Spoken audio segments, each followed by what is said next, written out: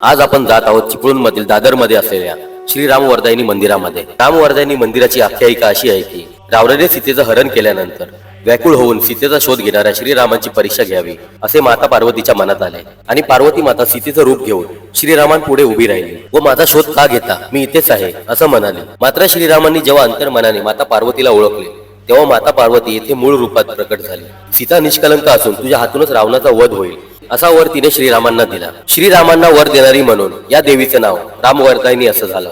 म्हणजेच हे मंदिर माता पार्वतीचं आहे। त्यानंतर या मंदिराची दुसरी आख्यायिका अशी आहे की 12 कोळ्यांवर स्वारी करण्यासाठी निघालेले शिंद्यांचे पूर्वज सोमाजीराव आणि शिदोजीराव यांना वाटेत एक साधू भेटला। त्याने आपल्याकडील झोळीतून देवीची मूर्ती काढून त्यांना दिली। या स्वारीत यश आणि दौलत मिळेल असा आशीर्वादही त्यांनी दिला। त्यानंतर या स्वारीत यश मिळाल्यास तुझी स्थापना करू, तुला आम्ही कुलदेवता मानू असा नवस सोमाजीराव आणि शिदोजीराव यांनी देवीला केला। स्वारीत यश मिळाल्यानंतर त्यांनी आपला नवस पूर्णही केला।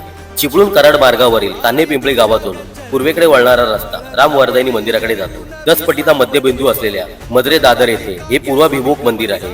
2001 मध्ये झालेल्या जीर्णोद्धार व नूतनीकरणामुळे मंदिराला सध्याचे रूप प्राप्त झाले आहे। याच वेळी येथे देवीच्या जुन्या मूर्तीच्या जागी नव्या संगमरवरी मूर्तीची स्थापना करण्यात आली।